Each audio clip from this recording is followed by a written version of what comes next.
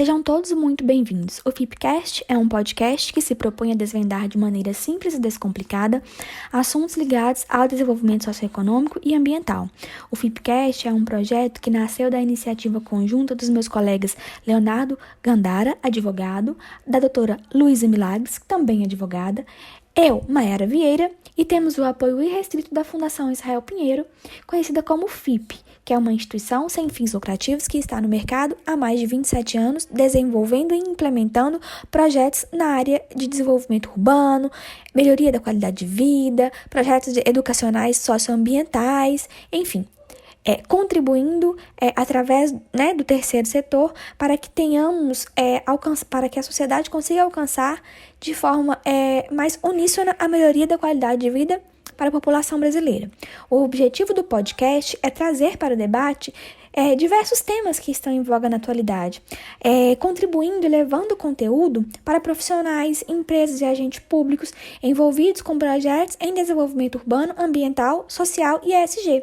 E olha, o episódio de hoje é um episódio muito diferente, ele ultrapassou as barreiras nacionais. Estamos gravando na cidade de Madrid, Espanha, e o nosso entrevistado de hoje será o professor Francisco Colón González. O professor Francisco, ele estuda filosofia e faz parte de um centro de estudo muito legal chamado Conselho Superior de Pesquisa Científica, voltado para filosofia aqui na Espanha. E o tema que ele trata, o seu tema de estudo é Cidade e Justiça.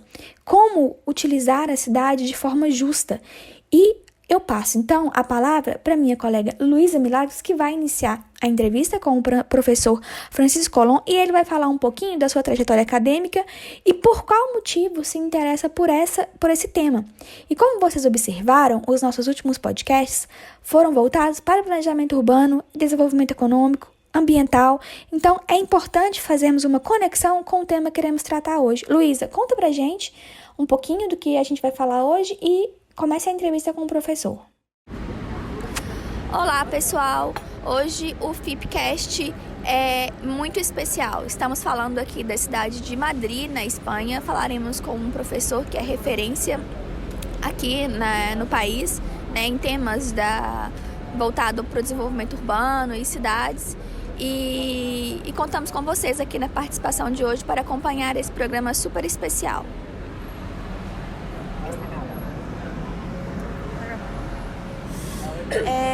A gente está hoje com o professor Francisco Colón González. Professor, bem-vindo, obrigada por ter aceito o nosso convite. E a gente gostaria que você contasse um pouco mais da sua carreira, dos temas que o senhor pesquisa aqui na Espanha, por favor. Bueno, yo soy profesor de filosofía, estudié filosofía en Madrid.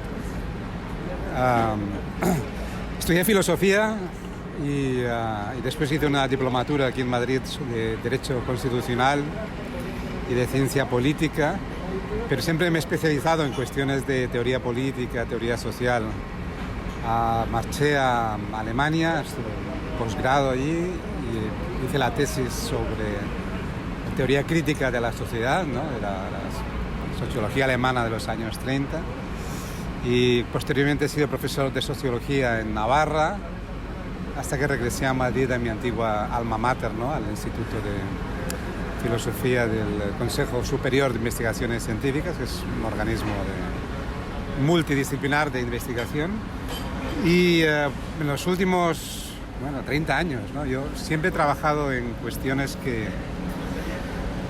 Siempre me ha interesado cómo los cambios sociales se han expresado en la reconfiguración de identidades colectivas y en la elaboración de relatos, de narraciones sobre cómo se cuentan esas identidades, ¿no? Entonces, durante muchos años trabajé en cuestiones de diversidad cultural, de diversidad social, trabajé con colegas brasileños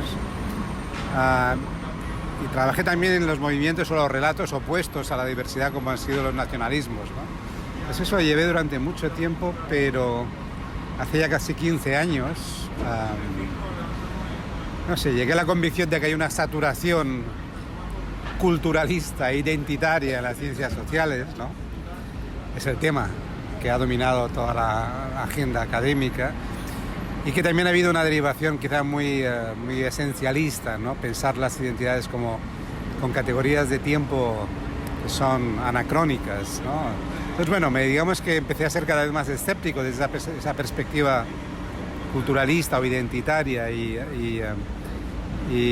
bueno, me di cuenta que muchos de estos problemas que estaba analizando se pueden estudiar mejor desde una perspectiva, desde el espacio, ¿no? Desde el análisis de la producción social del espacio, que es, bueno, un autor francés, Henri Lefebvre, dijo hace muchos años, ¿no? Y a raíz de esto, pues, he editado varios libros y he llevado varios proyectos sobre bueno, la idea del espacio político, sobre la filosofía política de la ciudad o la teoría política de la ciudad, y en última instancia pues este proyecto que acabamos de empezar, que no tiene una enorme financiación, pero es lo suficiente porque son proyectos de humanidades, sobre la idea de la ciudad justa, ¿no? De cómo trasladar muchos de los debates de los últimos 20-30 años en la academia sobre la idea de justicia social, cómo ver que eso tiene una traducción espacial, ¿no? Y esa traducción espacial se da sobre todo en el entorno urbano, en las ciudades, ¿no? Es así un poco como he llegado hasta donde estamos.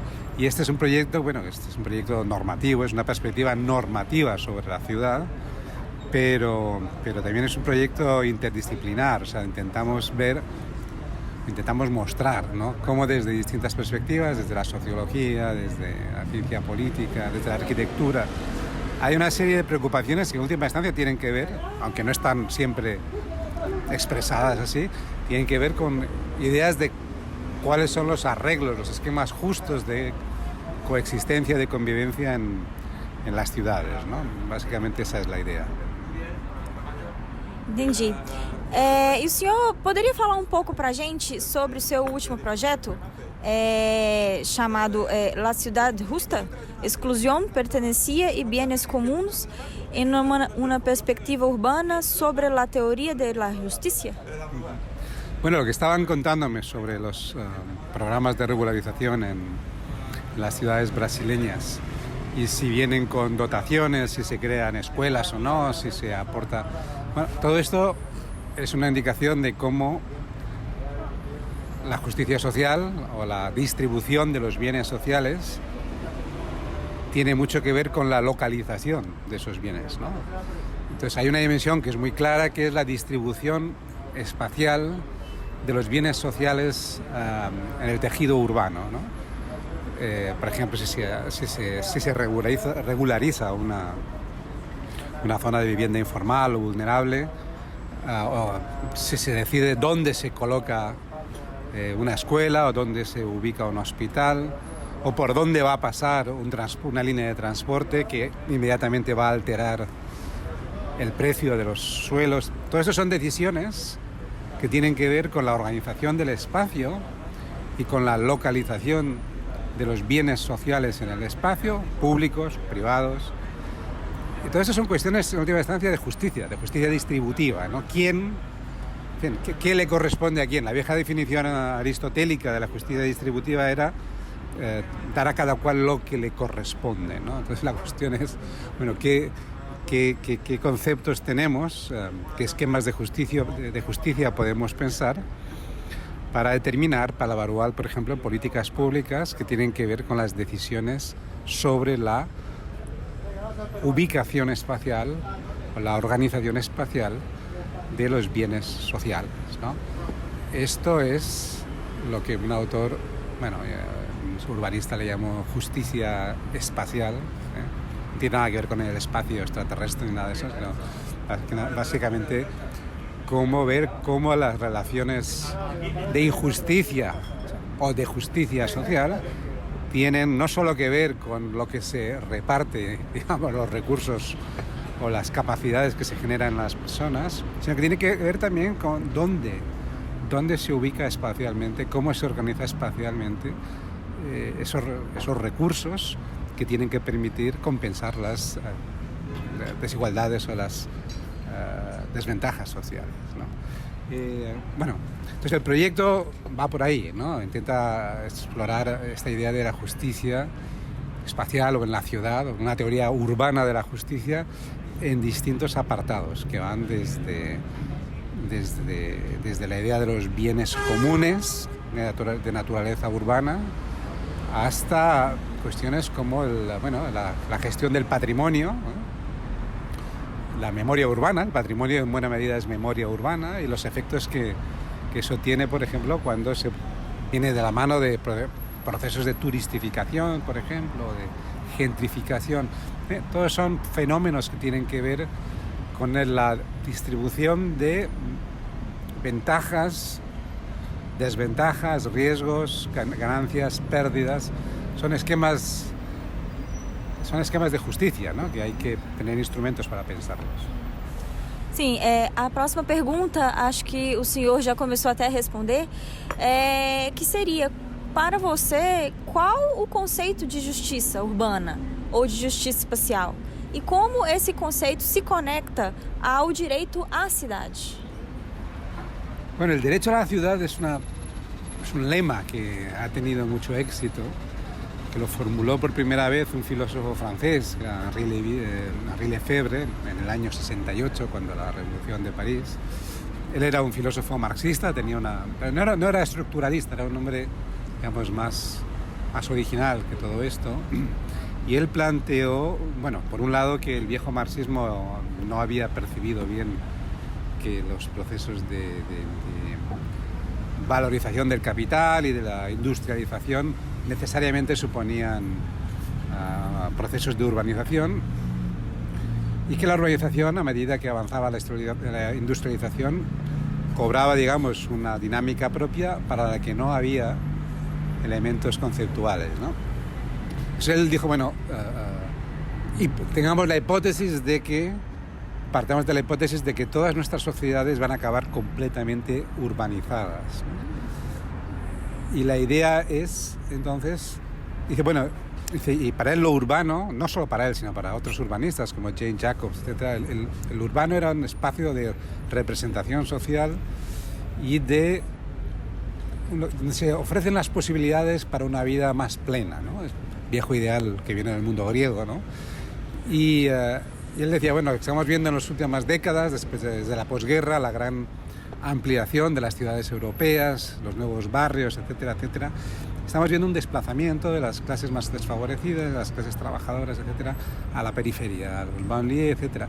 Y él planteó el derecho a la ciudad como el derecho a gozar de los bienes de la vida urbana, ¿no? Esa era la idea, o sea, de que la vida urbana es un tipo de vida potencialmente más plena, que ofrece las posibilidades, y que aquellos a los que se manda a barrios inhabitables o lejanos o sin condiciones de habitabilidad, que podemos ver qué es eso, pues se les estaba privando de ese derecho a disfrutar de la vida buena.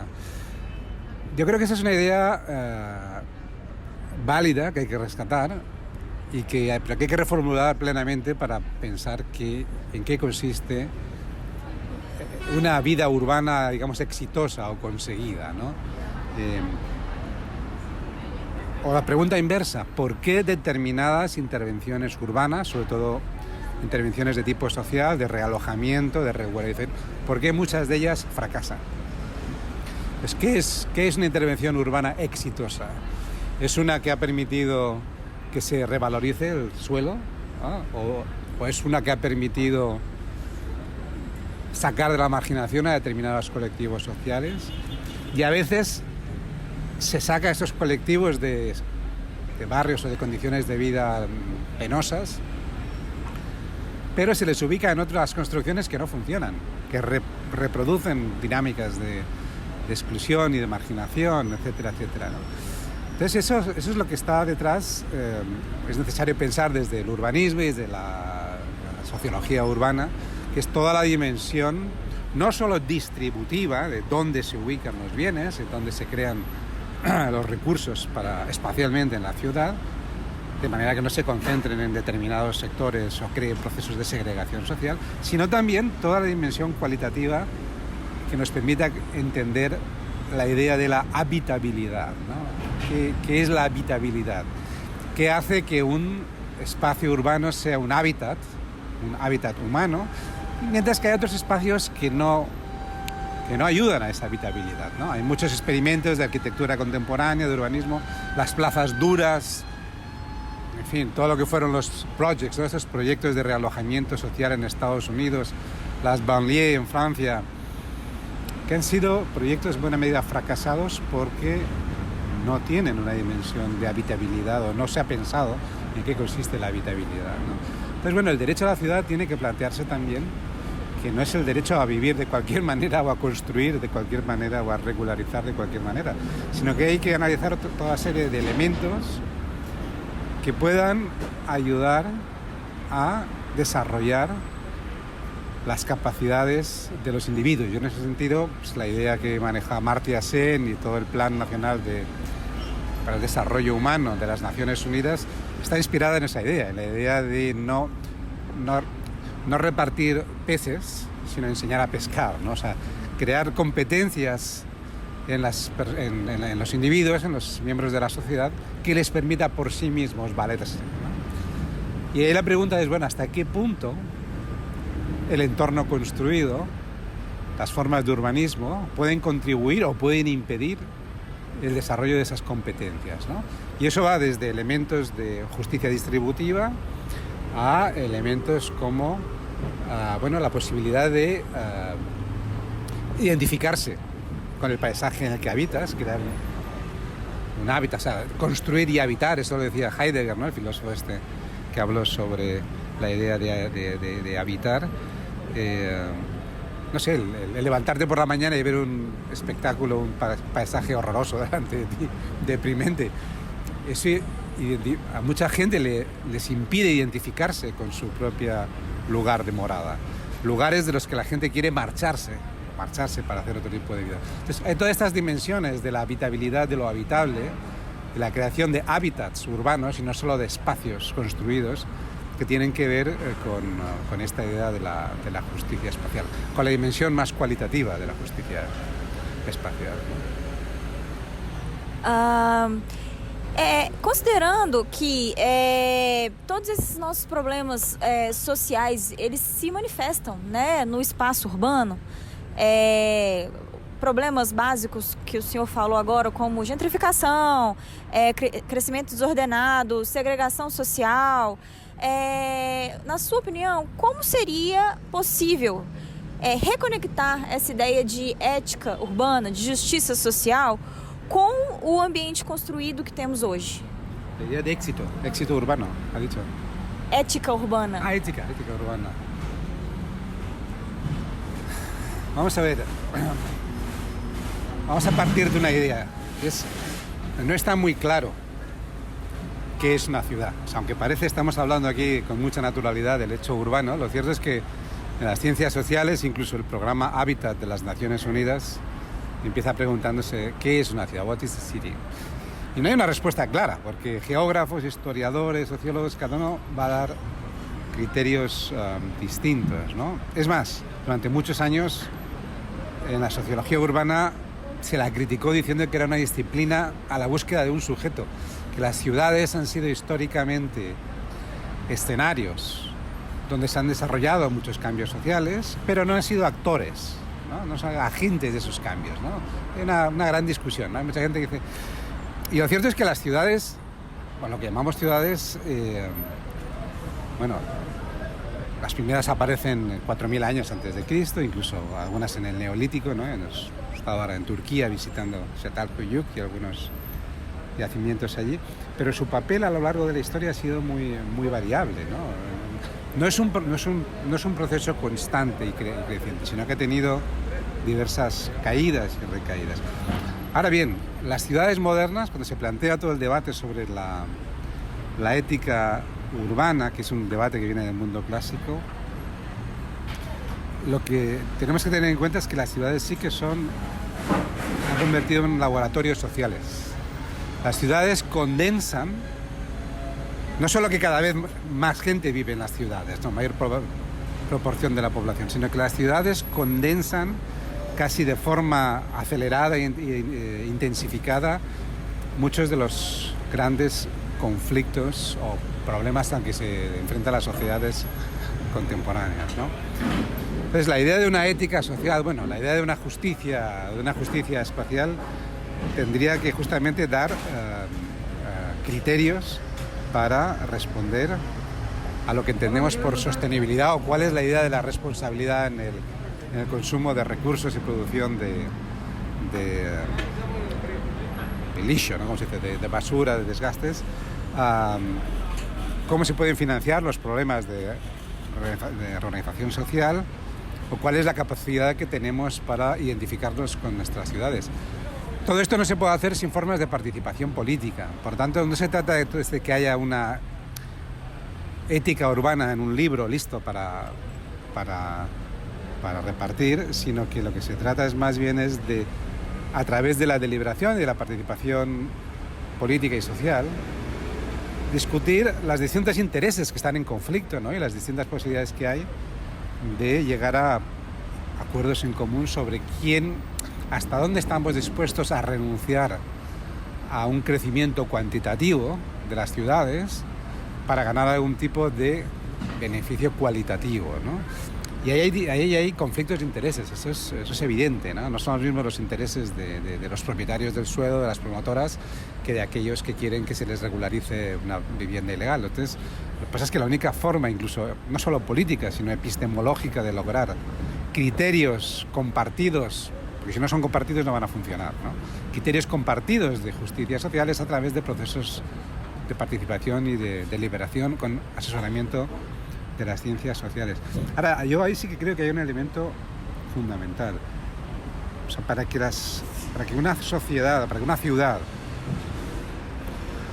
pueda alcanzar algún tipo de estructura que queramos considerar justa o relativamente justa, tiene que fomentar o ser capaz de que sus ciudadanos perciban todos aquellos bienes de naturaleza urbana que son bienes comunes. O sea, las ciudades no son conglomerados de individuos con intereses particulares, sino que hay toda una serie de servicios, de necesidades colectivas que solo pueden proporcionarse a partir de la idea de los bienes comunes. La producción de bienes comunes en economía, bueno, es complicada, ¿no? Porque da lugar a todos estos dilemas de la acción, ¿no? El dilema del prisionero, el que se aprovecha, la contradicción. Pero es que la alternativa tampoco está clara. O sea, por ejemplo, si consiguiésemos que Madrid disminuyese el número de vehículos y disminuyese la contaminación, aunque habría que sacrificar determinados intereses, aquellos que viven en el centro, que tienen dinero para pagarse un coche y venir hasta aquí, tendrían que renunciar a ello. Pero si se consigue, por ejemplo, bajar el nivel de contaminación, eso es un bien común porque está a disposición de todos aquellos que han participado o que no han participado, ¿no? Entonces hay un montón de elementos fundamentales para la vida urbana que tienen esta condición de comunes, ¿no? De bienes comunes, ¿eh? Y a veces no es tan importante si la producción de esos bienes comunes es a través del Estado o de medios públicos o a través de iniciativas privadas, pero lo importante es que se conciba que lo urbano, que la vida urbana, y eso lo tenían claro los griegos desde Aristóteles, etcétera, tiene unos elementos de vida en común que solo es posible en la medida en que se conciba la ciudad hasta cierto punto como un bien común, ¿no? Esa comunalidad es muy importante. Las ciudades no son aparcamientos con individuos que están juntos.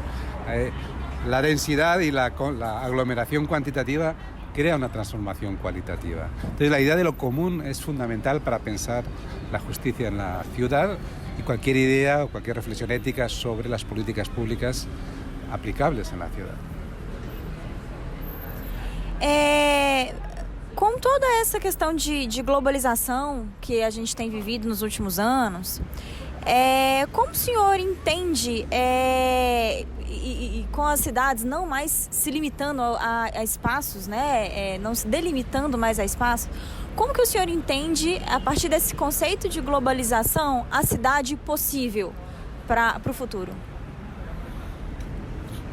Bueno, una ciudad posible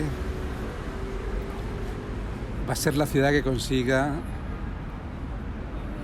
ser sostenible. La ciudad que será vivible a medida que sea sostenible. Y la palabra sostenible tiene muchas implicaciones, no solo ecológica, sino también económica y demográficamente. Históricamente las ciudades, no hay una definición consensuada de lo que sea una ciudad, pero sí que había una coincidencia entre los historiadores urbanos, incluso entre filósofos como Aristóteles y Platón, sobre unas condiciones funcionales de la ciudad. Y una es, las ciudades no pueden abastecerse por sí solas. Una definición elemental de lo que es una ciudad, que se la dio un historiador británico, Toynbee, dijo, bueno, una ciudad, lo más elemental es que es un espacio cuyos habitantes no son capaces de generar la producción alimentaria necesaria para alimentar a esos individuos. Eso es la definición más simple de una ciudad, ¿no? Esto también está en Aristóteles y otros autores, ¿no? A partir de ahí podemos pensar, evidentemente las ciudades que tenemos ahora, las megalópolis, podemos pensar toda la idea de lo que supone la sostenibilidad en un mundo donde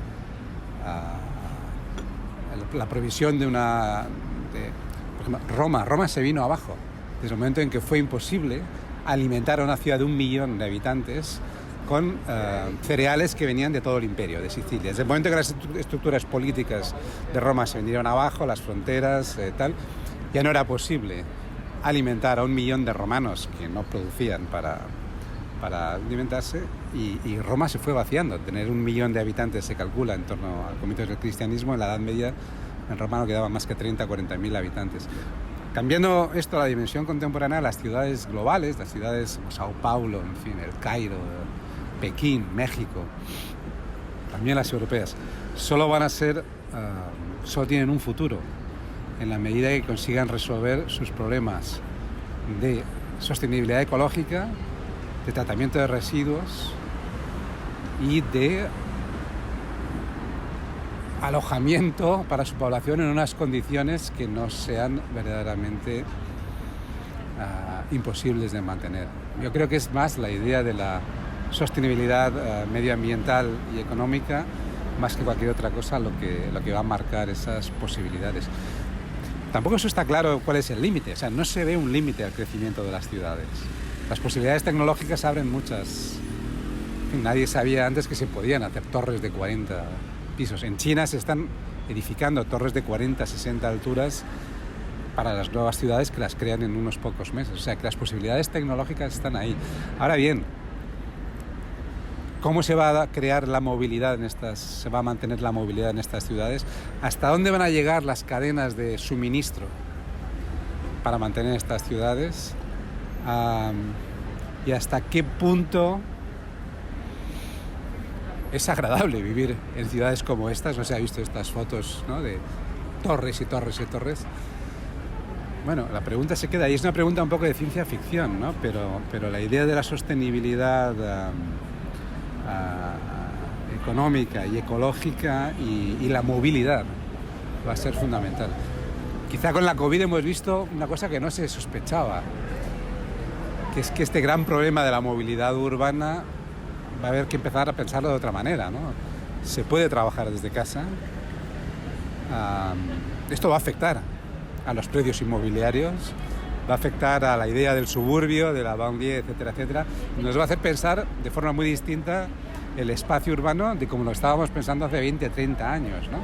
Con lo cual, digamos que los interrogantes, las incertidumbres son muchas. O sea, no es solo un crecimiento cuantitativo el que quizá tenga límites, sino que las propias transformaciones tecnológicas quizá van a abrir otras posibilidades insospechadas, ¿no? Bom, falando em futuro, qual é, na sua opinião, a perspectiva para a vida nas cidades do ponto de vista do cidadão, a partir das suas pesquisas? Bueno, la palabra ciudadano ha dado lugar a un concepto que nos es muy familiar, la idea de ciudadanía, ¿no? Históricamente la ciudadanía era un derecho de ciudad, era un derecho específico de aquellos que vivían en las ciudades medievales, las pequeñas ciudades amuralladas de la Edad Media, o eran derechos como lo fueron las polis griegas, ¿no?, de los pocos de toda la población, los pocos que eran considerados sujetos con derecho a participar en la deliberación de las decisiones políticas y judiciales, ¿no? ahora manejamos la idea de ciudadano como un sujeto de derechos, pero ya miembro de un Estado o de un supraestado, ¿no? Pero yo creo que el origen etimológico no hay que perderlo de vista y pensar que en última instancia la idea del ciudadano está vinculada al lugar del que provienen o del que puede ejercer sus derechos civiles o de decisión, ¿no? Entonces la idea de la participación ciudadana, de la proximidad, es decir, conectando con lo que me preguntaba antes, muchos experimentos de reforma urbana o de reforma social a través de la construcción, por ejemplo, de vivienda, etcétera, etcétera, han fracasado porque se han dirigido tecnocráticamente de arriba a abajo, sin tener en cuenta, sin consultar, sin comprender cuáles son las necesidades y las prácticas sociales de los individuos que tienen que habitar esos espacios urbanos, ¿no? Entonces, la idea de que la perspectiva del ciudadano va a tener que ser aproximarlo a la toma de decisiones es un imperativo político por criterios democráticos, pero es una cuestión epistemológica también, porque los diseños dirigidos a organizar la vida de la gente sin tener en cuenta lo que la gente quiere para su vida están muchas veces condenados a fracasar, ¿no? Y el intercambio, el mercado, la idea de la interacción a través de un medio anónimo como es el dinero, o sea, pensar que la ciudad es un mercado inmobiliario, donde se compra y se vende y eso es lo que lo va a regular, que eso es un poco la idea o la utopía neoliberal. Eso no funciona en el contexto urbano, porque lo que decía antes, la ciudad tiene toda la dimensión comunal, tiene toda la dimensión de bienes comunes que no se generan a través del mercado. Entonces, desde la perspectiva de los ciudadanos, la cuestión elemental es la proximidad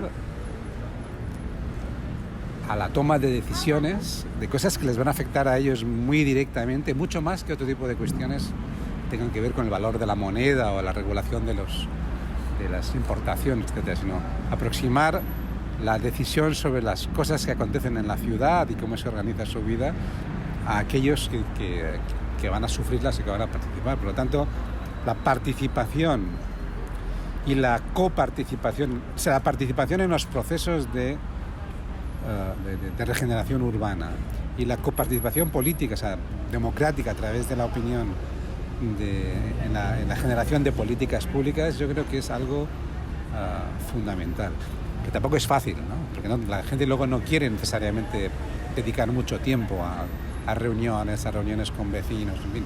Pero eso ya los primeros urbanistas críticos de los años 70, David Harvey y compañía, lo dijeron, o sea, la ubicación, o sea, los procesos de justicia en el espacio, los procesos de justicia en la ciudad, en la medida en que tienen que ver con la localización, donde se ubican los bienes sociales y el control de lo que ocurre en torno a ellos no está en manos de los propietarios de los derechos.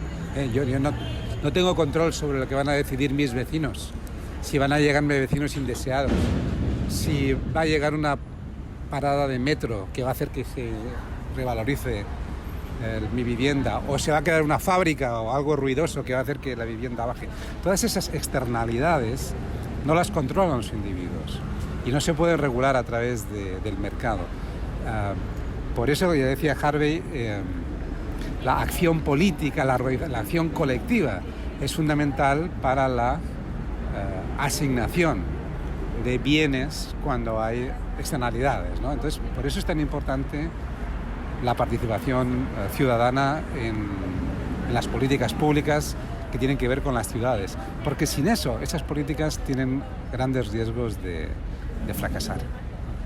O sea, no solo es un problema de que haya intereses creados, de que algunas grandes empresas inmobiliarias, etcétera, tengan más fuerza que otras. No solo es eso, es que si no hay una participación de aquellos que tienen que ser usuarios de esas medidas, esas intervenciones fracasan. Y las ciudades fracasadas son ciudades inseguras, insalubres, con atascos de tráfico. Son ciudades ineficientes, o sea que la democracia es necesaria epistemológicamente para organizar políticas públicas eficientes. Bom, professor Francisco, essas eram as perguntas. Mais uma vez, muito obrigada por ter aceito nosso convite para dar essa entrevista para a gente, bater esse bate-papo. Bom, esperamos você no Brasil, lá na Fundação Israel Pinheiro, para participar novamente com a gente, aí no estúdio, né, lá no nosso FIPcast. E é isso. Então, pessoal, por hoje é só. Ficamos por aqui. O podcast de hoje foi muito especial. Agradeço, em especial, a participação do nosso entrevistado, o professor Francisco Colom, pelo tema trazido, pela abordagem do tema e pela conexão com o nosso podcast e com os temas estudados até hoje e apresentados no FIPcast. E para quem quiser conhecer a Fundação Israel Pinheiro, acesse nossas redes sociais. Estamos no Instagram em @Fundação Israel Pinheiro. Temos um site www.israelpinheiro.org.br. E caso você esteja passando em Brasília, visite o Museu Espaço Israel Pinheiro, onde temos uma diretiva de educação socioambiental do ponto de vista audiovisual, interativo. E em Caeté temos o Museu Casa de João Israel Pinheiro, que conta um pouquinho da vida desses dois estadistas, João e Israel Pinheiro, e a importância deles no Brasil, no cenário nacional. E por hoje é só. Ficamos por aqui e participe conosco, mande dúvidas, mande críticas, comente e participe. Um abraço e até mais.